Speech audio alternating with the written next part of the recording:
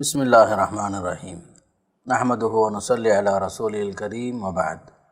اعوذ باللہ من الشیطان الرجیم بسم اللہ الرحمن الرحیم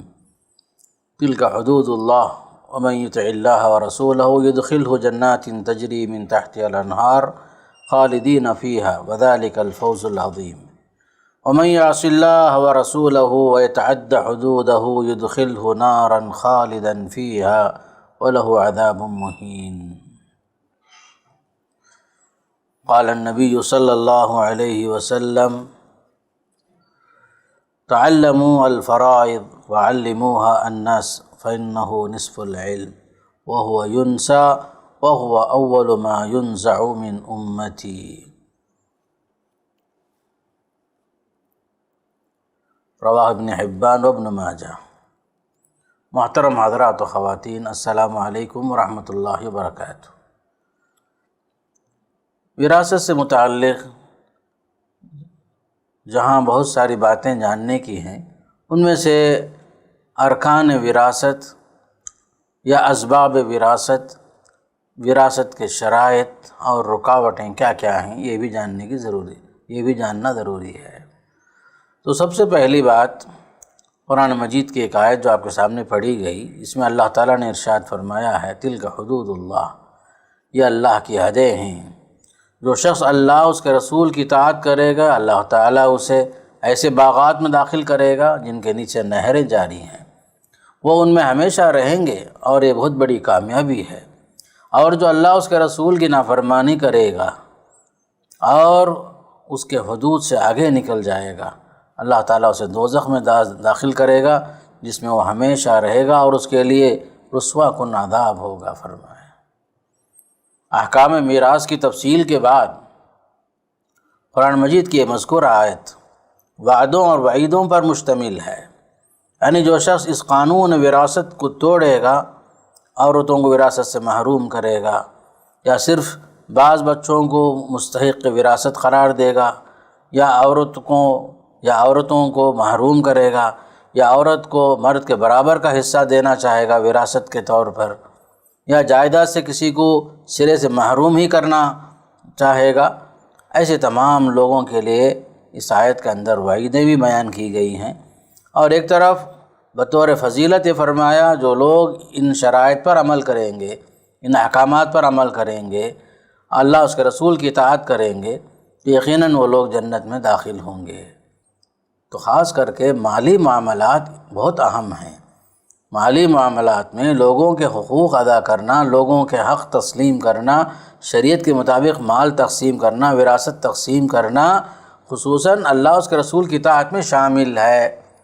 اسی لیے فرمایا تلک حدود اللہ، یہ حدیں اللہ کی طرف سے مقرر ہیں۔ ومن یطع اللہ ورسولہ، یہاں اللہ اس کے رسول کی اطاعت سے مراد احکام وراثت پر عمل کرنا، اللہ کے رسول صلی اللہ علیہ وسلم کی شریعت کو تسلیم کر کے آپ کی تقسیم کو آخری تقسیم سمجھ کر اس کے مطابق عمل کرنا۔ تو ایسے لوگوں کے لیے جنت کی خوشخبری دی گئی۔ اس کے برخلاف جو لوگ منمانی تقسیم کریں گے یا محروم کریں گے، یا بعض لوگوں کو دیں گے یا بعض لوگوں کو کچھ حصہ دے کر کچھ حصہ محروم کر دیں گے، فرمایا کہ یہ لوگ جہنمی بنیں گے۔ فرمایا کہ مالی معاملات بہت نازک ہیں کہ آدمی جو ہے صحیح تقسیم کرتا ہے تو جنتی بنتا ہے، اگر وہ غلط تقسیم کرتا ہے یا حق تلفی کرتا ہے تو جہنمی بنتا ہے۔ اسی لیے اللہ کے نبی صلی اللہ علیہ وسلم نے فرمایا تھا کہ یہ علم سیکھ لو، آپ لوگ علم فرائض سیکھ لو، لوگوں کو سکھاؤ، یہ آدھا علم ہے، یہ علم بھلا دیا جائے گا اور لوگوں میں سب سے پہلے اسی علم کو اٹھا لیا جائے گا، فرمایا صلی اللہ علیہ وسلم نے۔ اب یہ تمہیدی بات کے ساتھ یہ جاننا ضروری ہے کہ وراثت کے ارکان کیا کیا ہیں۔ تو ارکان وراثت 3 ہیں۔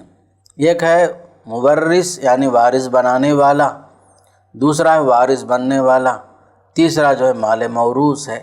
یہ ارکان وراثت کہلاتے ہیں۔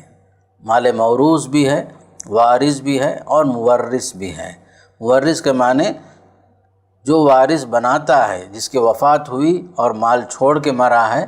اور وہی مورث کہلاتا ہے۔ اور دوسری طرف وہ لوگ ہیں جو وارثین ہیں، اصحاب فرائض ہیں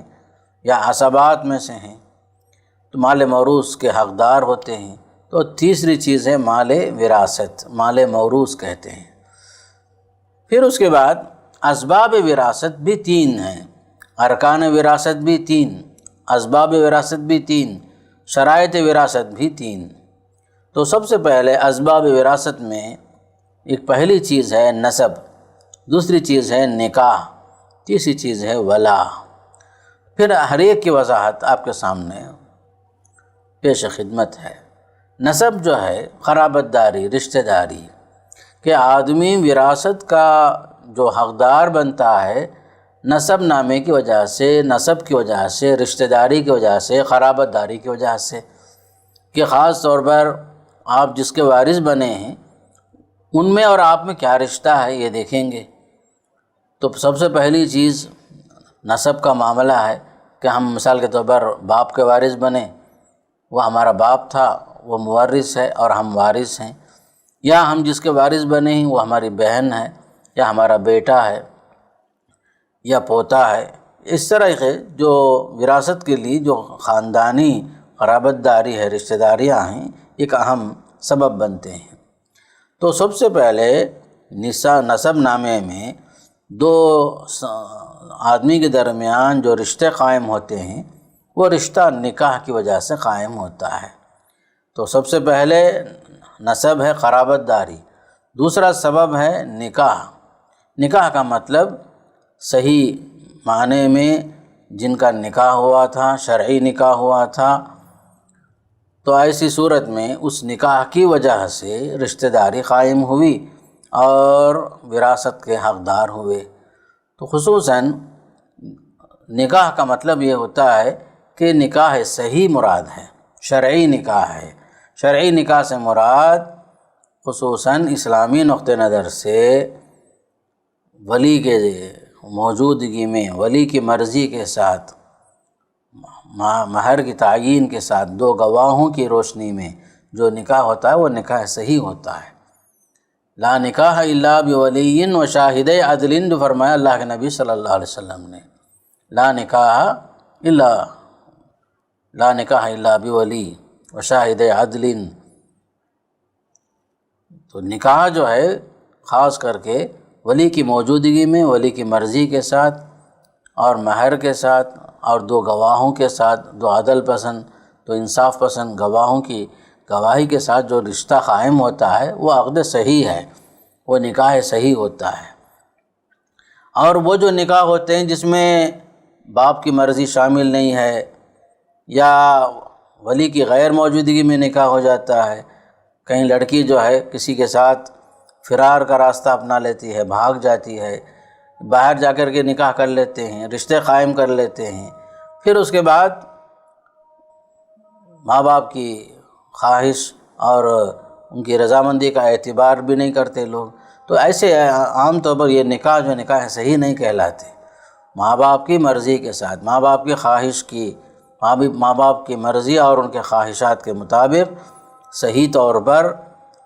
اور مہر کی تعیین کے ساتھ دو گواہوں کی گواہی کی موجودگی میں جو نکاح ہوتا ہے وہی نکاح صحیح ہوتا ہے۔ اس لیے یہ شرط سب سے اہم ہے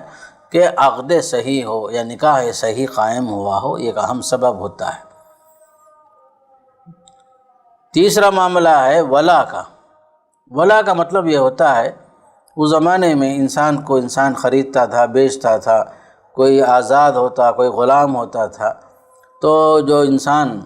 کسی کو غلام کو خرید کر بیچ دیا یا غلام کو جو ہے باقاعدہ خرید کر آزاد کر دیا، تو آزاد کردہ غلام کا چھوڑا ہوا مال ولا کہلاتا ہے۔ تو مثال کے طور پر جو آزاد کردہ غلام ہے تو اس کی وفات کے بعد اس کے چھوڑے ہوئے مال کا وارث جو ہے اس کا آقا ہوتا ہے جس نے اس کو آزاد کر دیا، گویا کہ بطور انعام، بطور احسان جو ہے اس چھوڑے ہوئے مال کا وارث آقا ہوتا ہے جس کو ہم معتق کہتے ہیں۔ تو آزاد کردہ غلام کے چھوڑے ہوئے مال کا وارث آزاد کرنے والا ہوتا ہے، اس کو ولا کہتے ہیں۔ تو اسباب وراثت تین ہوتے ہیں، ایک تو نسب، دوسرا جو نکاح، تیسرا جو ہے ولا۔ نسب سے مراد قرابت داری، رشتہ داری، دونوں کے درمیان جو قرابت داری قائم ہوئی محض دونوں میں رشتہ داری خونی رشتہ ہے، ان سے کوئی آدمی پیدا ہوا، جیسے باپ سے اولاد کا رشتہ یا اولاد کا رشتہ باپ سے ہوتا ہے، تو پھر اسی طریقے سے نکاح کا جو معاملہ ہے صحیح نکاح ہونا چاہیے، عقد شرعی ہونی چاہیے، باقاعدہ ولی کی موجودگی میں لڑکی کی شادی ہوئی ہو، اور ایسا نہیں ہونا چاہیے کہ جو ہے نکاح تو ہو گیا اور ولی جو ہے راضی نہیں تھا۔ لا نکاح الا بولی و شاہد عدل، صحیح حدیث ہے، اس کے مطابق باقاعدہ ولی کی اجازت، ولی کی مرضی، اور اسی طریقے سے مہر کی تعیین اور دو گواہوں کی گواہی، ان تمام کے ساتھ جو نکاح ہوگا وہ نکاح صحیح کہلاتا ہے۔ بعض مرتبہ نکاح تو ہو جاتا ہے، ابھی خلوت نہیں ہوئی، ابھی مباشرت نہیں ہو سکی، اس سے پہلے کسی کا انتقال بھی ہو جائے، تو اس نکاح کی وجہ سے جس کے ساتھ نکاح کیا گیا وہ رشتہ تو قائم ہوا، باقاعدہ وہ عورت وارث ہوگی بیوی کی حیثیت سے۔ مطلب یہ ہے کہ عقد صحیح اگر ہے، اگرچہ کہ وطی نہ ہو، اگرچہ کہ مباشرت نہ ہو، اگرچہ کہ اس کے ساتھ جماع بھی نہ ہوا ہو، لیکن محض اس عقد صحیح کی وجہ سے، اس نکاح کی وجہ سے باقاعدہ وہ عورت وارث ہوگی۔ یہ اصول ہے، یہ ضابطہ ہے۔ جب نکاح صحیح ہے، رشتہ قائم ہو گیا، مثال کے طور پر محفل نکاح میں ایجاب و قبول ہوا، ایجاب و قبول کے بعد ابھی جو ہے دلہن کو دیکھا بھی نہیں، اسے ملا بھی نہیں، اسے مباشرت بھی نہیں ہوئی، اس سے پہلے اس کی وفات ہو گئی، تو ایسی صورت میں اس ایجاب و قبول کی وجہ سے میں نے قبول کیا،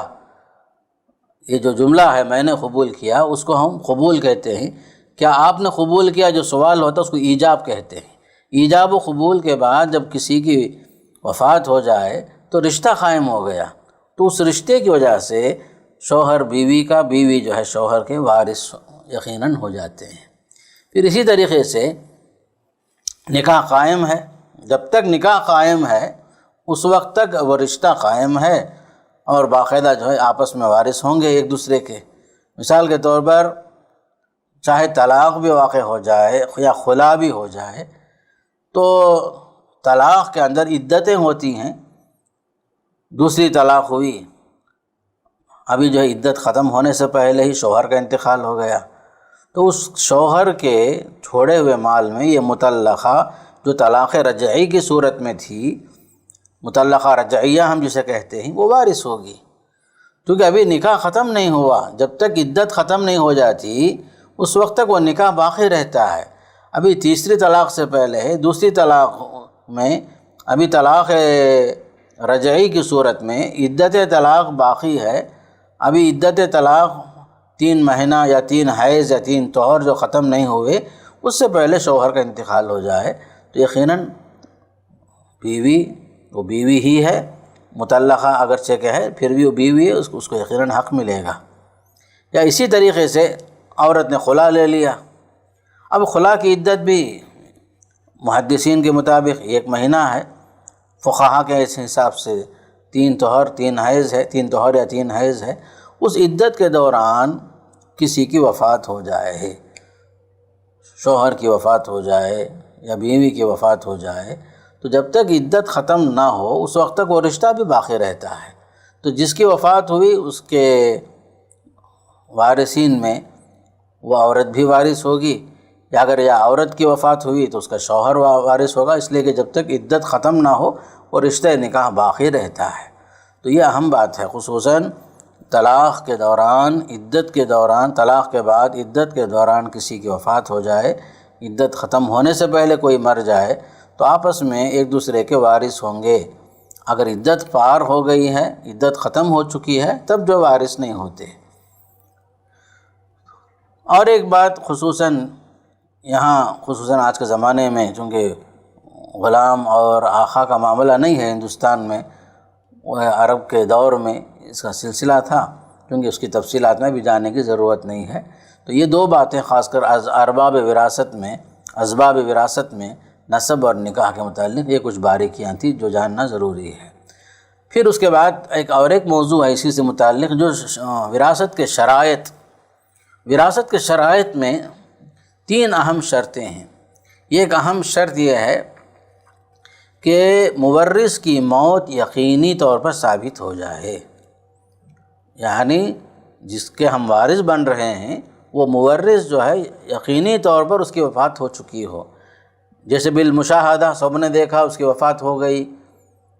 سارے لوگ جو ہیں مشاہدہ کر چکے ہیں اس کی وفات ہو چکی ہے، یا جو ہے دو انصاف پسند لوگ گواہی دے رہے ہیں کہ ہم نے دیکھا فلاں صاحب کی وفات ہو چکی ہے، دو گواہی دینے والے گواہی دے رہے ہیں، یا جو قاضی صاحب نے باقاعدہ جو ہے کسی کے بارے میں فیصلہ سنا دیا کہ جو ہے اس کا شمار مردوں میں سے ہے۔ مثال کے طور پر کوئی مورث ہے لاپتہ ہو گیا، گھر سے غائب ہو گیا، باقاعدہ جو ہے اس کی مدت مقرر کی گئی، جیسے امام مالک رحمۃ اللہ علیہ کے بقول 4 سال کسی کے لیے متعین کیا گیا، 4 سال ہونے کے باوجود بھی وہ شخص واپس نہیں آیا اور قاضی صاحب نے فیصلہ سنایا کہ اس کی حیثیت اس مفقود کی حیثیت مردے کی ہے، تو قاضی کے فیصلے کے مطابق یا عدالت کے فیصلے کے مطابق وہ بھی مردوں میں شمار ہوتا ہے۔ تو یہ مورث کی موت یا تو بالمشاہدہ ثابت ہو، یا جو ہے 2 گواہوں کی گواہی کی روشنی میں ثابت ہو، یا جو ہے اسے قاضی یا حاکم کے فیصلے کے مطابق مردوں میں شمار کیا گیا ہو، یا خبر مشہور ہو گئی، سارے لوگ جانتے ہیں کہ اس کی وفات ہو چکی ہے، تو یہ سب سے پہلی اہم شرط ہے جو مورث کی وفات یقینی ثابت ہو گئی۔ پھر اسی طریقے سے ایک صورت یہ بھی ہے کہ کوئی بچہ ہے ماں کے پیٹ میں ہے، باقاعدہ جو ہے ڈاکٹروں کے رپورٹ کے مطابق ماں کے پیٹ میں وہ بچہ مر چکا ہے، تو ڈاکٹروں کی بات کا اعتبار کرتے ہوئے رپورٹوں کو سامنے رکھ کر ڈاکٹروں کی رپورٹ کے سامنے باقاعدہ اس کا بھی شمار مردے میں ہوتا ہے۔ تو خصوصاً مورث کی موت کو یقینی بنانے کے لیے یا تو مشاہدہ کافی ہے،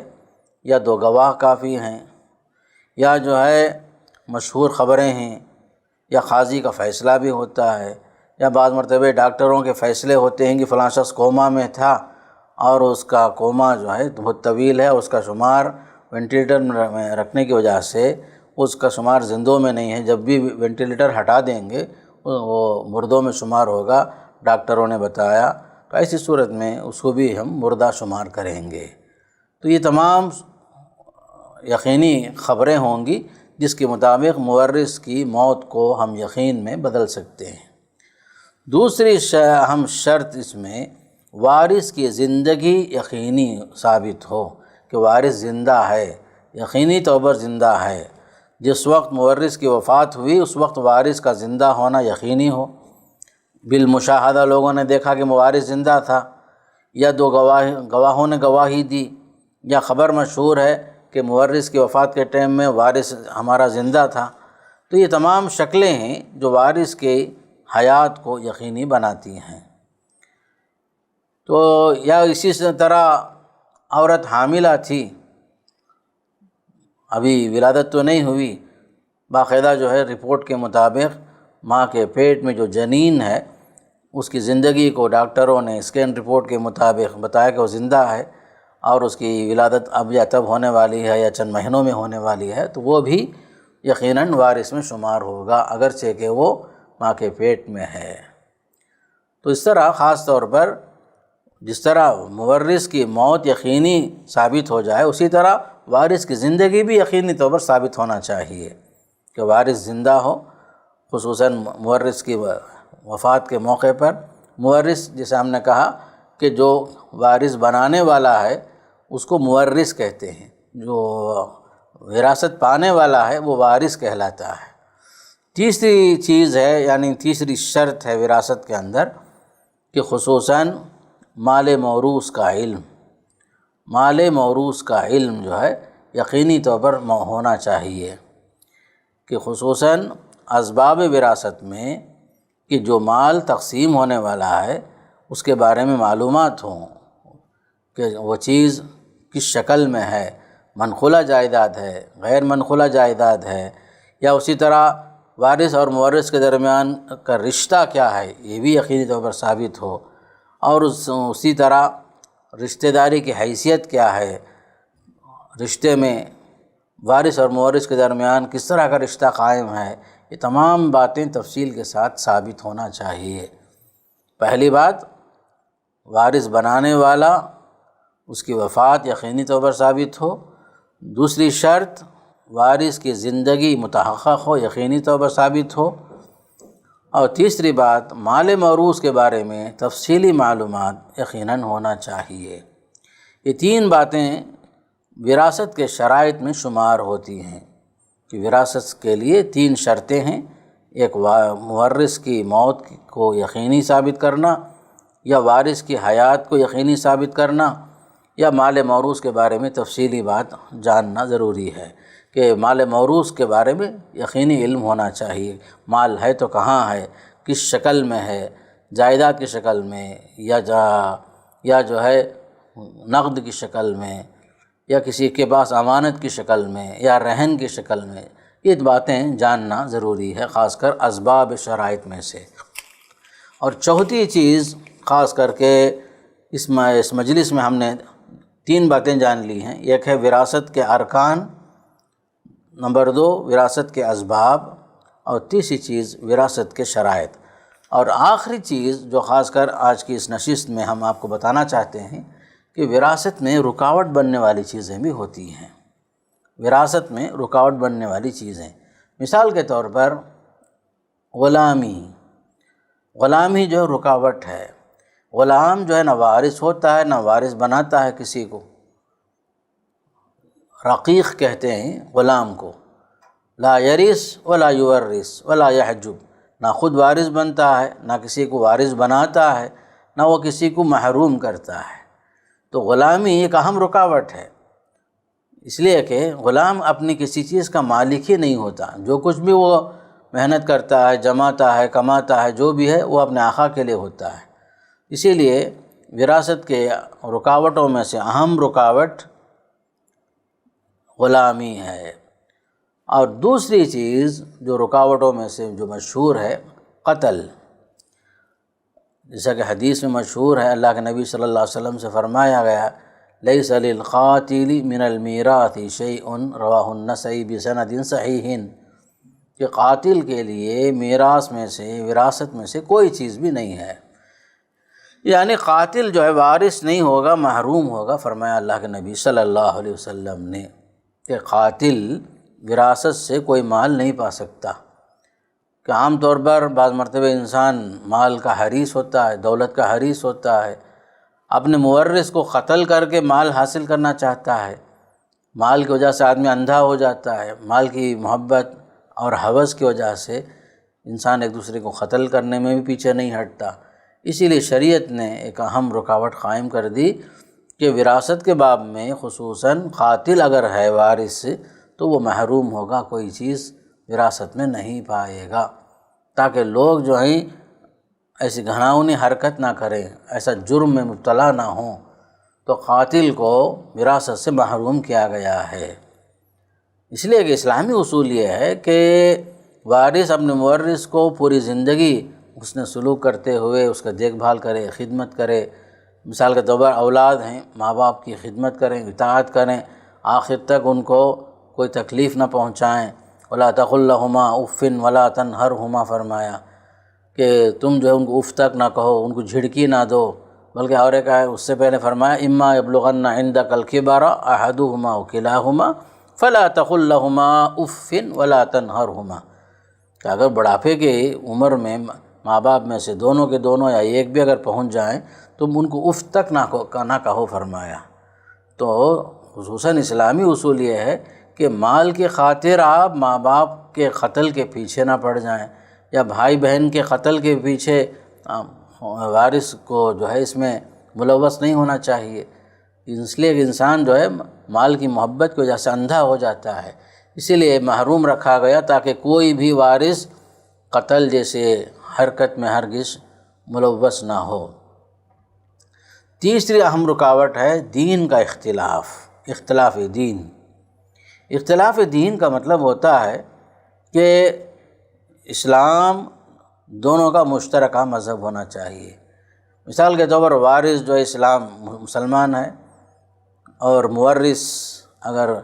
عیسائی ہے، کافر ہے، یہودی ہے، کوئی اور مذہب کا ہے،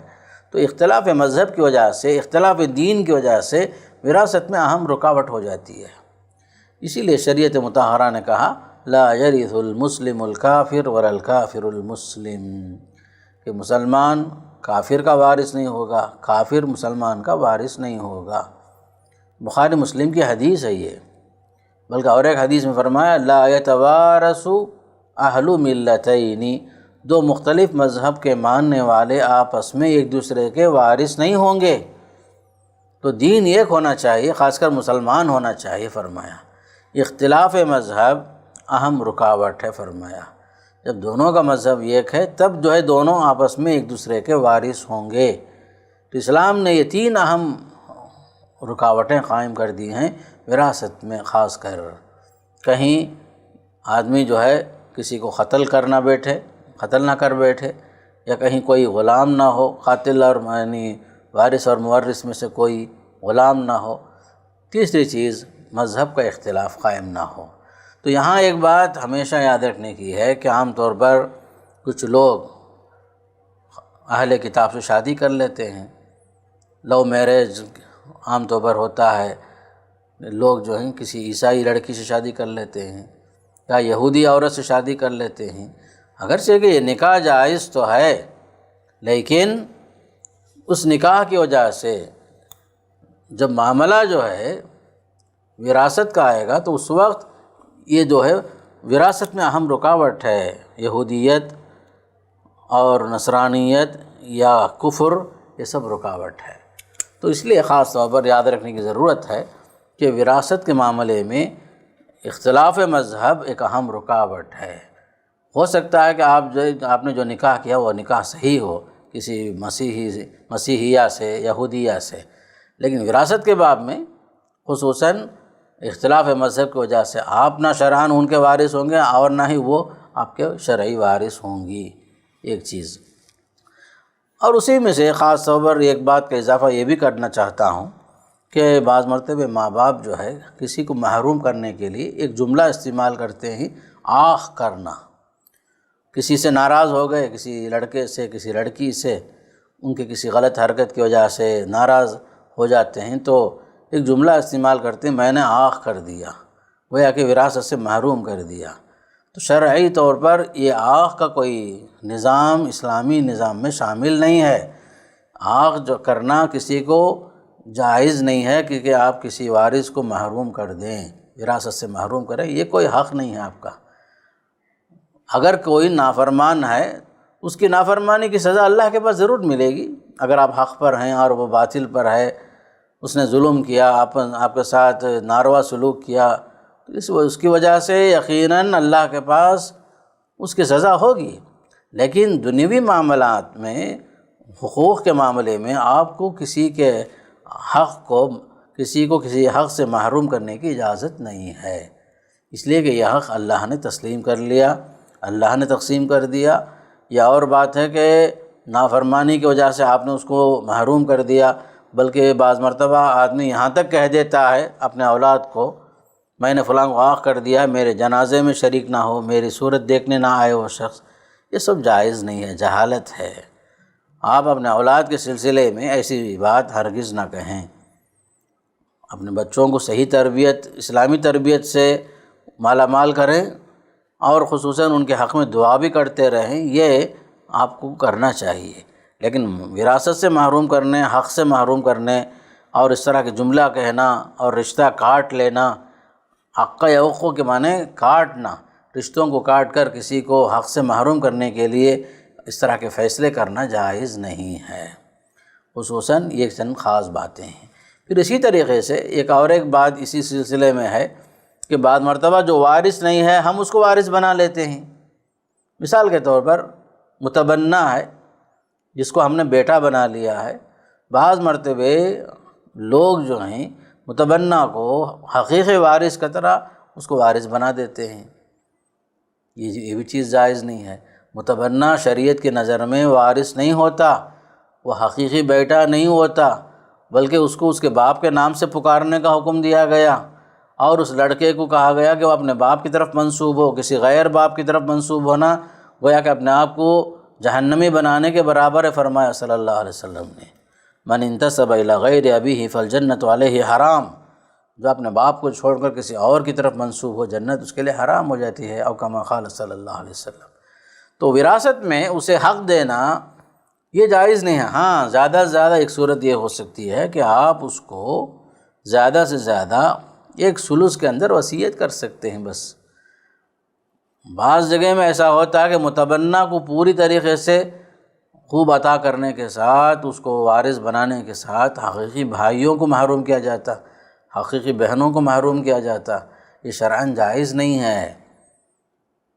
خاص طور پر اللہ اس کے رسول صلی اللہ علیہ وسلم کی تعلیمات پر عمل کرنا چاہیے مسلمانوں کو، کہ وراثت کے معاملے میں، مالی حقوق کے معاملے میں کسی کو محروم کرنے کا حق آپ کو اللہ نے نہیں دیا ہے۔ اس لیے خاص طور پر یہ بات یاد رکھنے کی ہے کہ وراثت سے متعلق جو احکامات ہیں وہ سب اللہ کی طرف سے اور رسول اللہ صلی اللہ علیہ وسلم کی طرف سے عائد کردہ ہیں۔ تو آپ نہ تو منمانی طور پر کسی کو وارث میں شمار بھی نہیں کر سکتے، جسے متبنہ کو شریک کیا جاتا، بلکہ اس کو اپنے نام سے منسوب کیا جاتا اور اس کی خاطر حقیقی وارثوں کو محروم کیا جاتا، یہ بھی جائز نہیں۔ یا جو ہے جو اپنا بچہ ہے، اپنا لڑکا ہے، اپنا وارث ہے، اس کو محروم کیا جاتا آخ کرنے کے نام سے، یہ بھی شرعاً صحیح نہیں ہے، غلط ہے۔ تو وراثت کے معاملے میں منمانی تقسیم ہرگز نہیں ہونا چاہیے۔ وراثت کے معاملے میں احکام شریعت پر عمل ہونا چاہیے، نہ کسی وارث کو محروم کرے، جو غیر وارث ہے اس کو وارث بھی نہ بنائے اور وارث کے لیے وصیت بھی نہ کرے۔ یہ تمام احکامات اللہ اس کے رسول صلی اللہ علیہ وسلم کی طرف سے ثابت ہیں، تو لہذا مسلمانوں کو چاہیے کہ شریعت پر عمل کریں، تقسیم بھی کریں تو شریعت کے مطابق، عمل بھی کریں تو شریعت کے مطابق۔ اسی لیے فرمایا، خاص کر جو آیت میراث کے آخر میں جو اللہ نے جو فرمایا، تلک حدود اللہ، یہ اللہ کی حدیں ہیں، اگر آپ اس کے مطابق عمل کرو گے، اسی کے مطابق اپنی زندگی کو اور اس کے زندگی میں، اپنی زندگی میں جو ہے شریعت کے مطابق وراثت تقسیم کرو گے، کسی کو محروم نہیں کرو گے، تو گویا کہ یہ اللہ اس کے رسول کی اطاعت میں شامل ہے۔ اس کا صلہ آپ کو ملے گا جنت کی شکل میں، جس کے نیچے نہریں بہہ رہی ہوں گی، جس میں آپ ہمیشہ ہمیشہ رہیں گے۔ فرمایا وذالک الفوز العظیم سے اشارہ ہے کہ یہ سب سے بڑی کامیابی تو یہی ہے کہ آپ جو ہے دنیا میں رہتے ہوئے شریعت کے خلاف آپ نہیں گئے، شریعت کے مطابق آپ نے عمل کیا، وہاں تک کہ وفات تک بھی ہوئی تو شریعت کے مطابق آپ نے ہر ایک کو حق دیا تھا۔ اس کے برعکس وَمَن يَعْصِ اللَّهَ وَرَسُولَهُ میں جو اللہ اس کے رسول کی نافرمانی کرے گا اور ان کے حدود کو پامال کرے گا، حدود سے آگے نکل جائے گا، کہ اندر یہ بات شامل ہوئی، کسی کو آخ کرنا بھی اللہ کے حدود سے آگے نکلنا ہے، یا کسی متبنہ کو وارث بنانا بھی، یہ بھی جو ہے خاص کر کے وارثوں کو محروم کر کے اسے جو متبنہ کو وارث بنانا بھی اللہ اس کے رسول کی نافرمانی میں شامل ہے۔ اس کا نتیجہ کیا ہوگا؟ يُدْخِلْهُ نَارًا خَالِدًا فِيهَا وَلَهُ عَذَابٌ مُّهِينٌ، کہ خصوصاً ایسے لوگ جو شریعت کے اندر اپنی منمانی تقسیم کو مقدم کرنا چاہتے ہیں، شریعت کی تقسیم پر اپنی تقسیم سے خوش ہو جاتے ہیں، تو ان کے لیے جہنم کی خوشخبری دی گئی۔ اللہ ان کو ایسے جہنم میں داخل کرے گا جس میں وہ ہمیشہ رہیں گے، ان کے لیے رسوا کن عذاب ہوگا، فرمایا رسوا کن عذاب ہوگا، فرمایا۔ اس لیے خصوصاً میرے دوستو، شریعت کے معاملے میں اللہ اس کے رسول کے احکامات کو سامنے رکھیے، منمانی تقسیم ہرگز مت کیجیے۔ آپ کو نہیں معلوم ہے تو جاننے والوں سے سوال کیجیے، باقاعدہ دارالافتاء سے رجوع کیجیے، اپنے علماء سے سوال کیجیے، تو خصوصاً احکام میراث کے بارے میں جو لوگ یقیناً صحیح علم رکھتے ہیں، ایسے لوگوں سے سوال کیجیے۔ اللہ کے نبی صلی اللہ علیہ وسلم نے یہ بھی فرما دیا، ایک زمانہ ایسا آئے گا کہ لوگ منمانی تقسیم کریں گے، بلکہ جو ہے ایسے لوگوں سے سوال کریں گے جن کے پاس اس کا علم ہی نہیں ہوگا، وہ خود بھی گمراہ ہوں گے، دوسروں کو بھی گمراہ کریں گے۔ یہ تمام شکلیں قیامت سے پہلے قائم ہونے والی ہیں۔ اس لیے خاص کر وراثت کے قانون میں اللہ کے قانون کو تسلیم کیجیے اور اسی کے مطابق عمل کیجیے، اور اسی میں ہم سب کے لیے بھلائیاں ہیں، اور ہمارے رشتوں کی سلامتی اسی میں ہے کہ ہم کسی کو حق سے محروم نہ کریں۔ جو حق اللہ نے دیا ہے اور آپ صلی اللہ علیہ وسلم کی شریعت کے اندر حق موجود ہے، اس حق سے ہم آگے نہ بڑھیں، جو حق ہے اس کو ہم تسلیم کریں، کسی کی حق تلفی نہ کریں۔ تو اللہ تعالی ہم سب کو اس کی توفیق نصیب فرمائے، اور احکام وراثت کو خاص طور پر صحیح علم کے ساتھ جان کر کے اپنا مال صحیح تقسیم کرنے کے اللہ ہم سب کو توفیق نصیب فرمائے۔ وصلی اللہ تعالی علی نبینا محمد والحمد للہ رب العالمین۔